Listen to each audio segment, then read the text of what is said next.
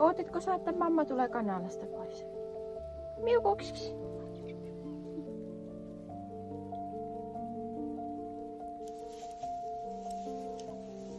Mitäs sä askartelet?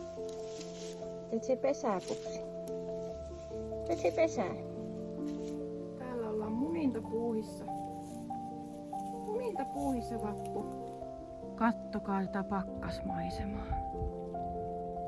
Ihan älyttömän upeeta. Nuo puutkin miten kauniit.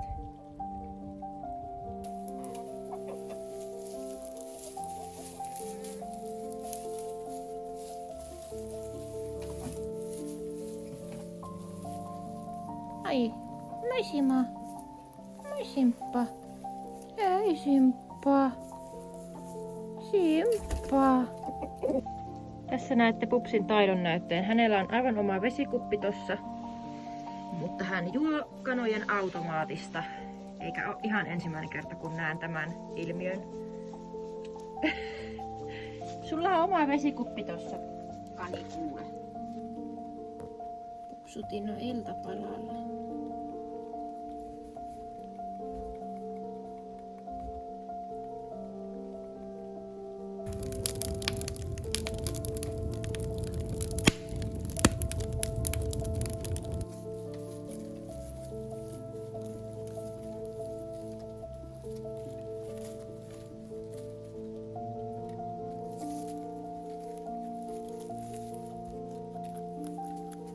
Meillä on ollut täällä aikamoinen pakkasjakso, jotain -20 astetta pakkasta, plus miinus monena päivänä. Mutta siitäkin huolimatta ankat aloittivat tänään muninnan. Ankkalasta löytyy tänään pieni suuri yllätys meille ja se oli meidän ensimmäinen ankanmuna. Me ollaan tosi iloisia tästä ja tätä on odotettu kyllä pitkään, että milloin ankat aloittaa munimisen. Ja tänään se tapahtui. Meillä on tosiaan ollut nyt jonninmoinen pakkasjakso käynnissä ja on joutunut tai halunnut kantaa eläimille jopa pari kertaa päivässä lämpimiä vesiä, jotta saavat myös lämmintä vettä juodakseen. Pieniä lisätöitähän tää pakkanen aina aiheuttaa eläinten kanssa. Tänäkään talvena ei eläinten luopumisilta vältytty. Jouduttiin luopumaan yhdestä meidän rakkaasta eläimestämme tuossa hetki sitten ja pitää vaan muistaa, että se on välillä eläinten kanssa sellaista, että jos haluaa puuhailla eläinten kanssa, niin siihen liittyy ja kuuluu myös välillä luopuminen. Vaikka se on hirmu raskasta ja niin kuin ihan hirveetä ja eläintenpidon raskain ja inhottavin puoli, se luopuminen, niin se on niin kuin välttämätöntä näissä hommissa. Voisin näyttää teille sen meidän tänään saaman ankanmunan. Tämmöinen komistus.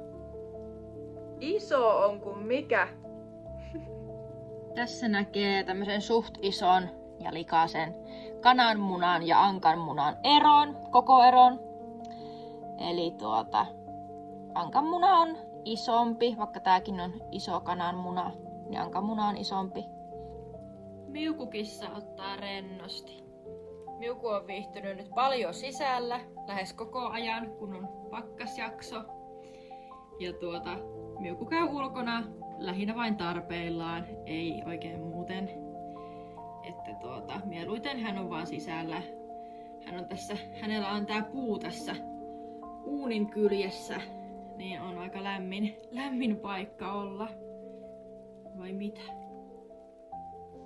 Kuin moni muuten on nähnyt tän viime keväisen jutun meidän täpläkanista ja kanoista.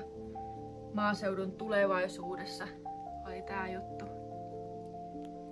Siinä on Täplä ja Marjatta ja Kessi päiväunilla. Tää oli hauska artikkeli.